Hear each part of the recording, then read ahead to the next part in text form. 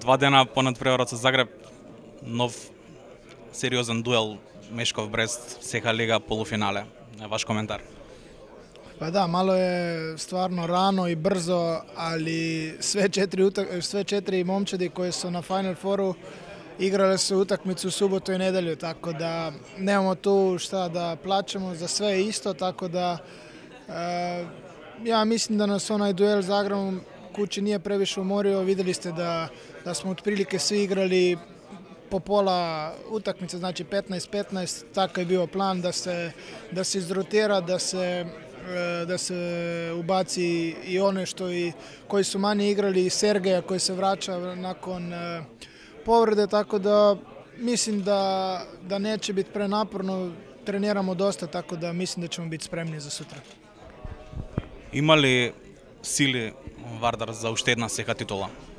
Pa normalno, mi smo došli tu samo s jednim ciljem, znači to je da osvojimo titulu SH lige, ništa drugo nas ne zanima.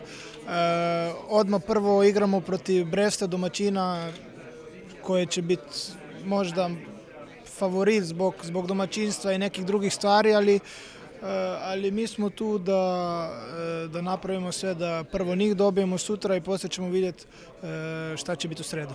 Се погласен се разговорите дека можеби Брест треба да го освои овој турнир конечно.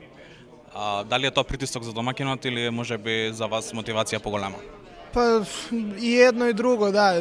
Čuje se te priče da ima ne znam koliko godina kluba, domaćinstvo, ali to nas ne zanima. Neće to igrati, igrat će 6 igrača, tako da ja mislim da mi imamo kvalitet i želju i motivaciju mislim, neće biti to iznenađenje, ali da napravimo sve da ih dobijemo, i sigurno će biti oni pod većim pritiskom nego mi, ali mi trebamo to iskoristiti i dobiti ih.